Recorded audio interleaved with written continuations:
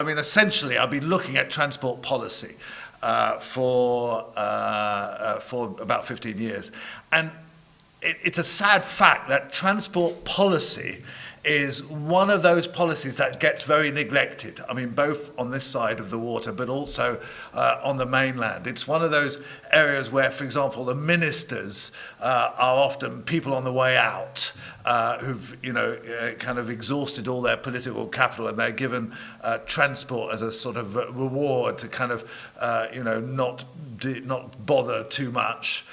Or else it's for people on the way up, as it is at the moment. There's the guy called Philip Hammond, who is our transport minister, is very much a guy on the way up who really doesn't want to be there. He wanted to be Chief Secretary of the Treasury, but he couldn't get that job because of the coalition, and so he's kind of busy keeping the transport seat warm, but he doesn't have any great long-term interest in it.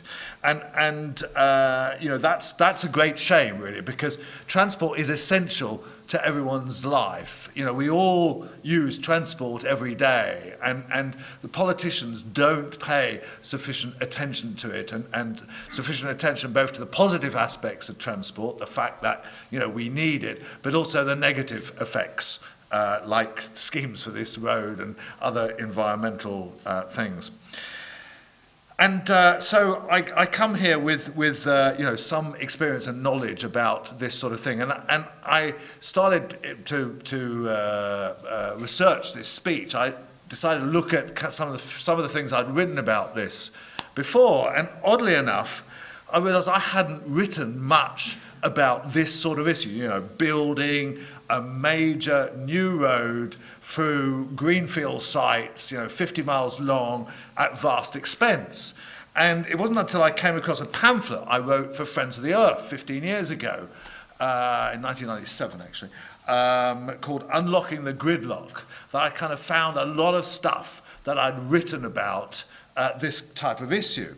And the reason is very interesting. The reason is because on the mainland, we don't do this sort of thing anymore. It is inconceivable that anybody would suggest a 50-mile road at a cost of £800 million across, sensitive agriculture areas and so on. It just wouldn't get off the ground. I mean, the last time I spoke at a meeting like this was, in fact, nearly 20 years ago. It was in 1992. I remember speaking at a meeting against a proposal to make part of the M25, the motorway that goes around London, into 14 lanes. And there's 500 people there in Staines, which actually happens in Surrey, which happens to be actually in the constituency of the present Minister for Transport. And there are people overflowing, and huge, absolutely huge meeting. And of course, within about a year, the scheme got dropped because it was politically unpalatable.